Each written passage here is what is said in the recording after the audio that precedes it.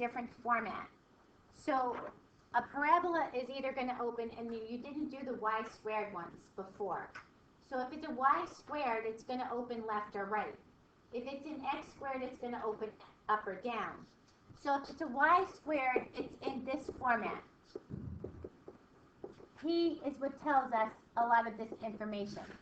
God bless you. If it's an x squared, and you can look on yesterday's notes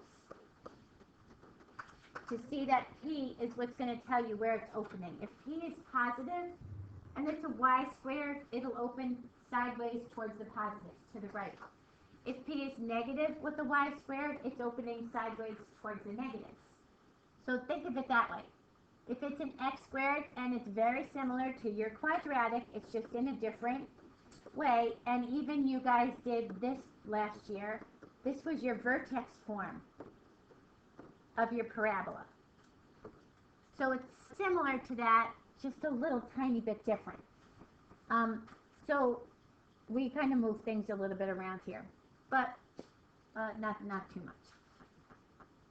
And again, if it's positive on the x squared, it will open up. If it's negative on the x squared, it will open down. We matched these up because we said y squared and p is going to be a negative. Find your p. This is going to have to open left, and I have nothing, no plus or minuses, so my vertex was a 0. This matched up to this one. There was a couple, but the larger one was a little wider. The x squared, see if you just matched them up okay. And tell me, most of this we kind of did yesterday, so tell me if you guys have any questions on these. Again, an x squared, it's opening down. Vertex was 0, 0. Y squared, notice this y squared, it's opening left, is a little wider than your original y squared with the -4. That extra number made a p further away. So further away from it had to make it a little wider.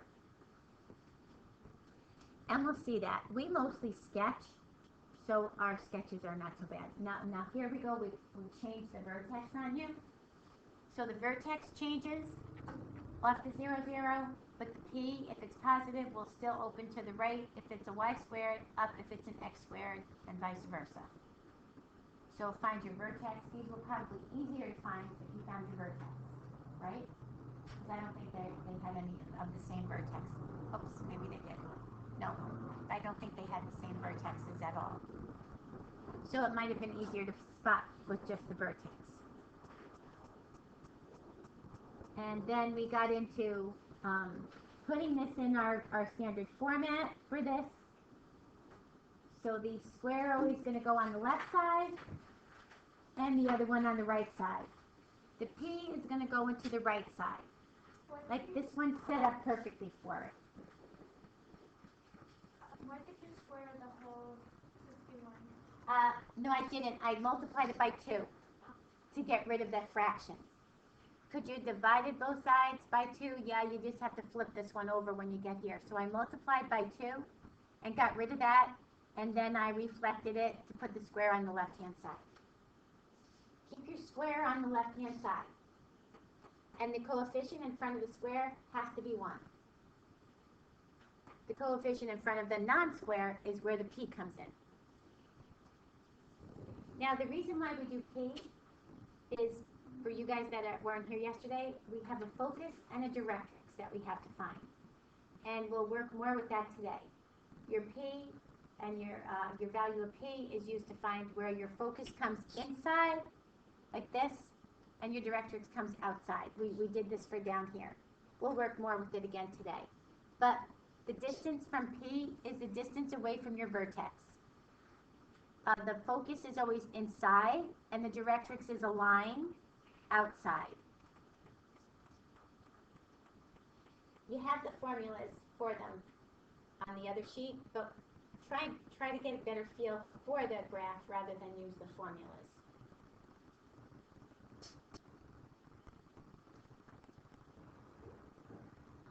Okay, this is opening to the left because p is negative.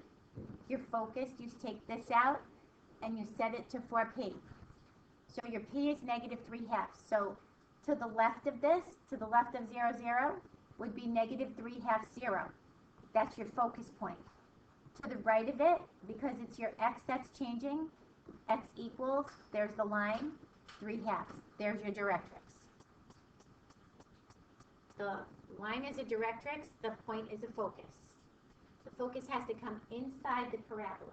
The directrix, notice, does not cross through the parabola.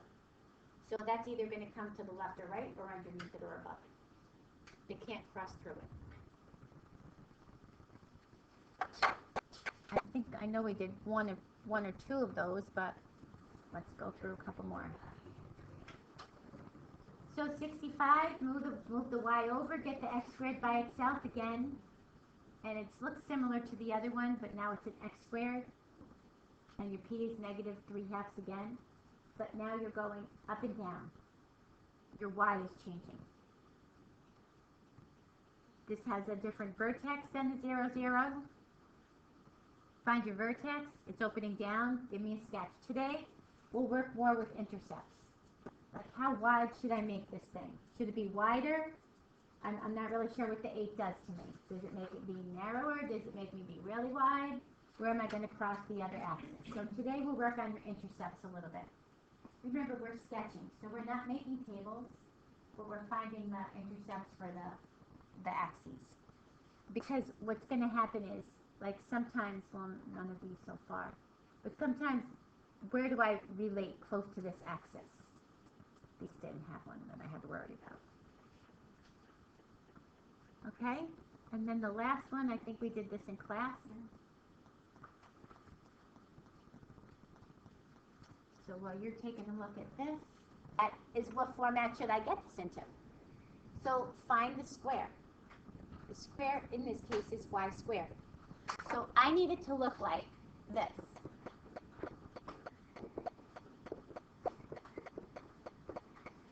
I need it to look like this. So I want to get anything with a y to one side, anything with an x to the other side. I want to keep my y positive because y coefficient has to be 1.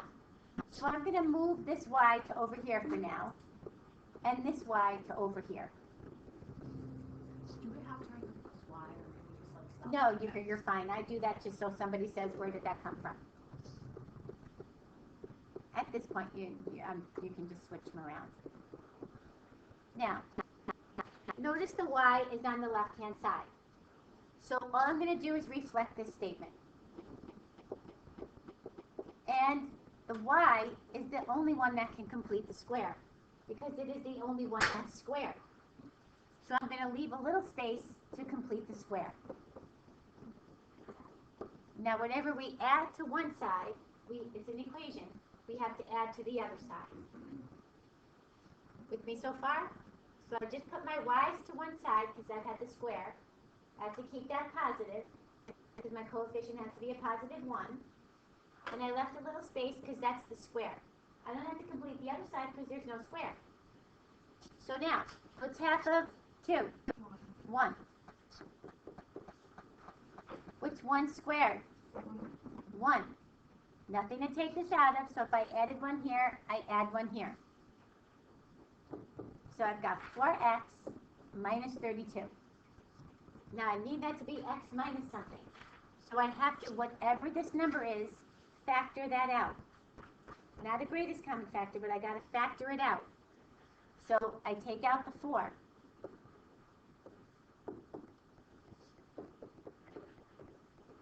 So there's my form that I want this to get in. Which way is this parabola opening? Right. And y squared is left or right. My p looks positive underneath there. And so now I should be able to sketch from here. Okay, so all we did differently from yesterday was add to complete the square. So what's my vertex? No, positive 8, -1. 8, -1. Good. Take it out the opposite way when it's in parentheses. And the x is always with the h. So I take this out, and I'm going to set 4 equal to 4p. So p equals 1. So this is where I need to start. 8, -1. The This is my vertex. You told me I'm opening right. I'm opening to the right like this. Okay. Let's write this 8, -1 here. You told me P is 1, so we're going to take P, let's put some color in here. And we're going to go 1 over in here. So which is changing when I move to the right, the X or the Y? Yes. The X. So what would my focus now be? 9. Good. Now I'm going to move 1 to the left. What would my X be? 7. So all I need is my X value, the one that changed. There's my directrix. Because the Y is not changing, but I need to make a line there. So it's the X that's changing, it's the X equals line. If it's the Y that changes, it's the Y equals line. Okay. Now, the only other thing that I might need to find is, where did it cross this axis? Because I want to make sure that I made it wide enough, narrow enough. I mean, this one obviously doesn't make too much of a difference because it's on the same side, so it doesn't really matter. But this is my x-intercept. So to find my x-intercept, as we always did, we set y equal to 0. Now, use any of those equations you want. You can use this final one, you can use this one, you can use this one, you can use this one. They're all the same equations, aren't they? So which one's the easiest to put y equals 0 in? Y plus 1 squared. Well, how about this one? If I put y equals 0, don't I drop those out? Yeah. So 0. Any one you like, y plus 1 squared, that's another one I can do. So if we like that one, you can put it in there. Whichever one you like to use. So put the 0 in, so 1 squared is 1. So 4x minus 32, add 32. And so it's right past the 33, isn't it? The 32, right past this guy. So this makes sense that it would be right past it. 32 divided by 4 would be 8. 33 divided by 4 is a little over. And what doesn't that make sense? A little to my right. So my intercept is 33/4, 0. Now if I do my y-intercept when x is equal to 0, so if I come back down here,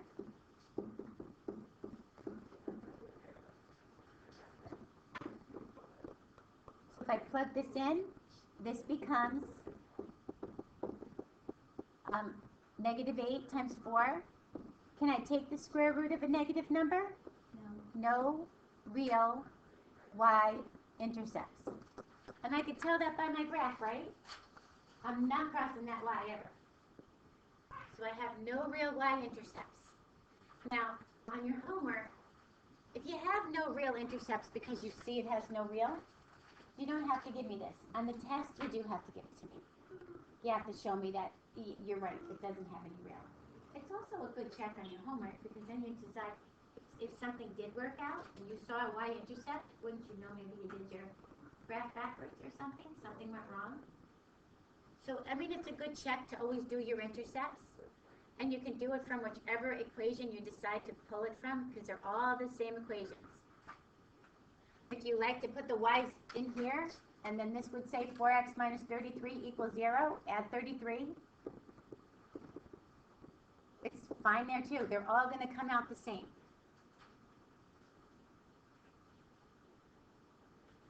So we just did a complete the square and then found the rest of it. And we kind of added your intercepts as well. Question? What is what? Oh, this is the directrix line. So we have two things about a parabola that we have to find that are important. A focus and a directrix. So off of this axis of symmetry, my focus goes inside, p-value. My directrix goes outside, p-value. My directrix is going to be a line. So if I'm moving to the right, now there's a whole formula you can follow, but you still have to know, am I adding to the x, am I adding to the, so this would say x plus 8, x plus p. for h plus p, y, to get this focus. Do I really care? I'm just moving one to the right, and I can figure that out myself. I have to figure it out to get to there anyway. So because I'm moving just my x changes, it becomes 9, negative 1. If I moved backwards, it would be at 7, negative 1, just this point, right? But my directrix is a line that cuts through that x point. So just give me your x equals. When we do the other one, with the y equals, just change your y and give me a y equals. All right, so let's try another one.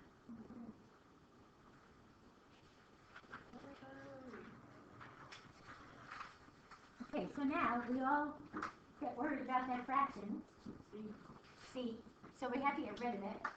So what can I multiply to get rid of 1/6? And negative because why? Please make our y's be positive, make our square be positive.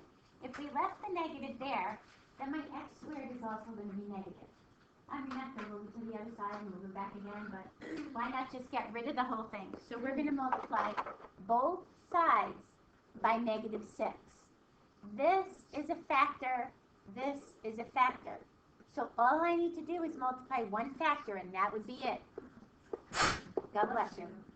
So negative 1/6 times negative 6 is just 1, right? Yeah. So all I have here is x squared plus 4x minus 2. Do I even need those parentheses? No.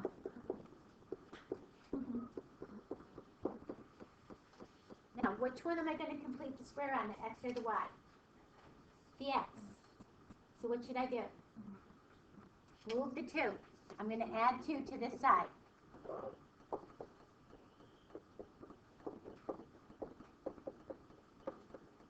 And the x says x minus h squared equals 4p. These are the formats you need to remember. So let me reflect this and put my x over here and leave a little space because I have to complete the square. If I add to one side, I add to the other side. Wait, what is the formula for the y squared? The y is y minus k. We just switch these around. All these are switched around.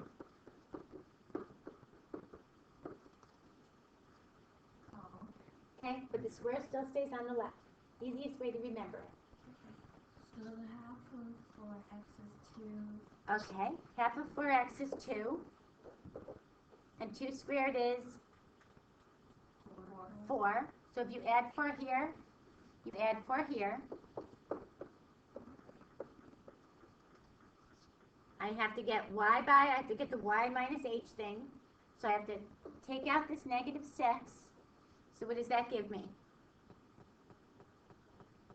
Y minus 1. Good. So this is a parabola. Which way is it going to open? Down. Because why? Because it's a negative. I wrote it back up over here in case you can't see down there. So what's my vertex?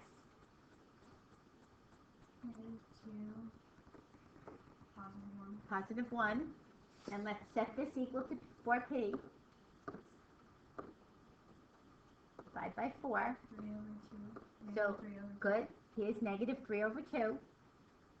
And now I can start. So I make myself, what, question? Yeah, wait, how did, oh wait, never mind. Okay, Got it? Okay. So, I start with my vertex. My vertex, remember they come out the opposite way. Make sure the x is with the h. So I'm negative 2, 1. Now, here's where this is important, when I open down. When I open down, see, here's a good one to watch. If I open this parabola, am I cutting through the 0, 0? Am I to the left of it? Am I to the right of it? why don't we just find that? So why don't we find the intercepts first? So which intercept is more important? The y will also help me, or the x. So let's find the y-intercept. The y-intercept when x is 0. Any of those equations you want to use. So whichever ones you want. I'm going to pick this guy because it's got the x's to one side.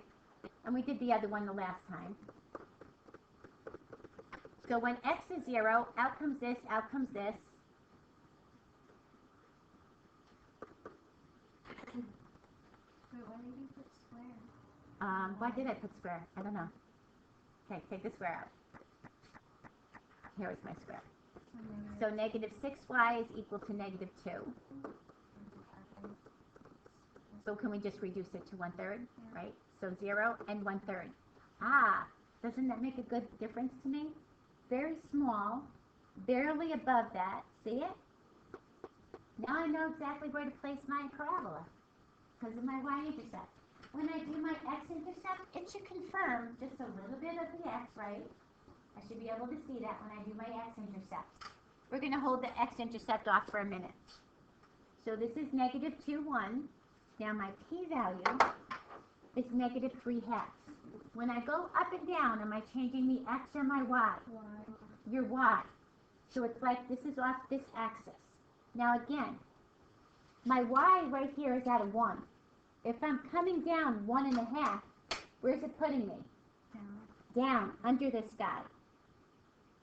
My focus is not on the line and it's not above.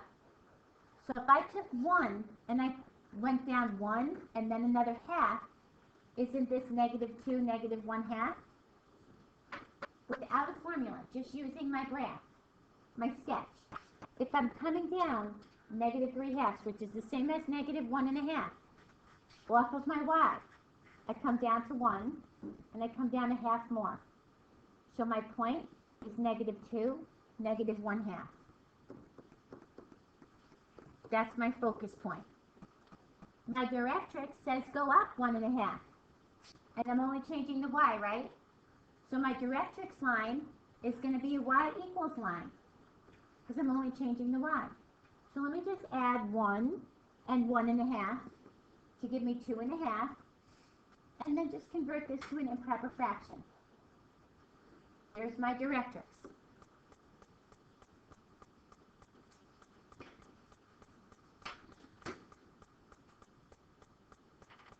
With me? Okay? Now, we have one more thing. It looks like a lot of work, but it really is not. Same thing you did last night. The x-intercept. So to find the x-intercept, I'll set y equal to 0. So I know this one's going to be my best bet because don't I have 2 x-intercepts? So it means I'm going to have to take the square root of something. So I'm going to come here and set y equal to 0. Which gives me a 0, so I'm equal to 6. I take the square root, plus or minus radical 6, and I add and subtract 2. So I just say minus 2, plus or minus radical 6. Now, let me see if that brings me over there. So radical 6 is a little bit more than 2, right? Because radical 4 would be 2. So if I add a little bit more than 2, so say 2.2. 2.2 to negative 2, doesn't that push me into the positive x just a little bit? Doesn't that confer with my graph? Right? It confirms my graph. And the other one will put me over here somewhere. So there's my x-intercepts. I should have 2. And my y-intercept. X-intercept, set the y equal to 0. Y-intercept, set the x equal to 0. We do that on pretty much all our graphs. It's a little bit more work, go through finding complete the square part. But once you get there, the rest is pretty much the same as we did. P is the key value here. You have to find P. P will help you find your focus, will help you find your directrix, will tell you which way this opens, right? And you only have one complete the square side. So only one of them can be a square. So does this make sense? Yes, kind of? I think this was the only examples, right? All right, so we really despise the way this looks. What should I do first? Multiply. Let's multiply every term by what? Negative 2. And why negative 2, Nick? You want your x squared. This is the guy I'm going to have to complete the square on. Don't I want his coefficient to be a positive 1? So I'm going to get rid of that fraction and the negative at the same time. So every term is going to get multiplied by -2. You don't have parentheses around this guy right now. So before we had the parentheses and we had the negative separate. Now we have to multiply each term. So this will give me -2y. What will this give me? X squared, and wasn't that my goal? -2 times -x plus 2x. -2 times 1/2. -1. Good. Okay. My x's are close to being to one side. Let me move this one over.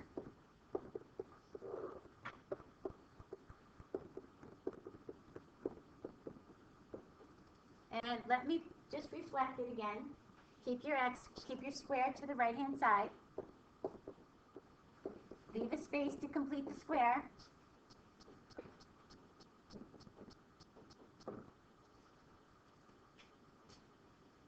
So it's half of 2. 1. What's 1 squared? 1. I have to add 1 to this side.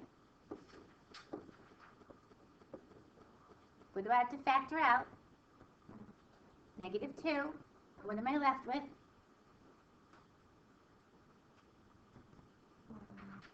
-1. Good. Which way is my parabola opening? Down. Down. Good. What's my vertex? Positive 1. Positive. -1. Opposite way. 1. Take them out the opposite way. Because it's x minus h. Watch what happens when I do this. 1 is equal to -h. Therefore, if I solve for the positive h is equal to -1. That's why they come out the opposite way. So I have a vertex, and let's find out what your p is equal to. Divide by 4, and what is p equal to? -1/2. So let's write all our good information. We have a parabola that looks like this. We have a vertex of -1, 1. We have a p of -1/2. And we know this opens down. We already know quite a bit about our parabola, right?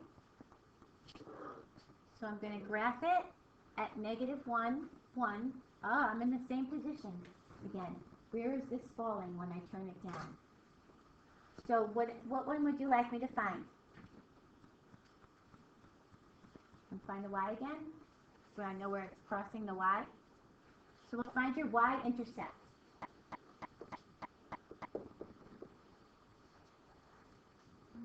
What equation would you like to use? We have this one. We have this one. You always find your intercept first? In this case, yes. If it's a parabola that its vertex is over here, and it's going to open to the right, that one's not so bad. I can just wing my sketch.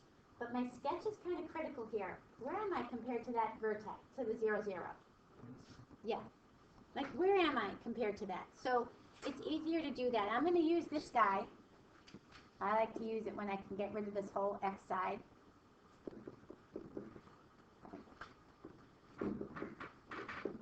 So y is equal to 1/2. So now look, I know I crossed a little bit above. Makes my sketch more realistic. Otherwise, I probably would have sketched it and I wouldn't have hit the 0, 0. Right? So now, my p, go off of this. Leave your vertex here. My p has to go down 1/2. And again, your placement is kind of important.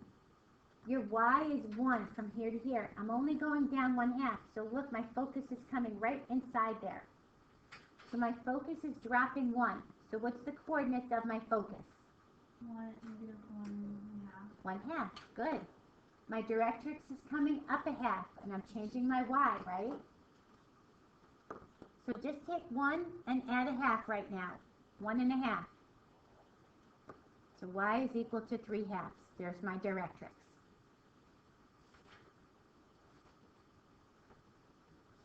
See it? We pretty much told everything about it. And we need one more, is our x-intercept.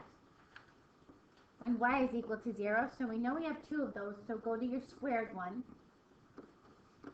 That's when it's a good idea to use the last one, because it's already in that format. So x plus 1 squared equals 0 would give me a negative 1.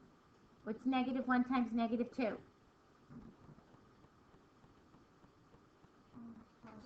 2, good. I take the square root. Then I have to subtract 1. So it's -1 plus or minus radical 2. Now radical 2 is a little bit more than 1, right? It's 1.414. Radical 1 would be 1. So negative 1 plus that, doesn't it put me a little bit to the right side of that x-axis? It puts me right where I thought I would be. Even though we sketch, guys, it puts it in perspective. Everything is falling right where it's supposed to fall.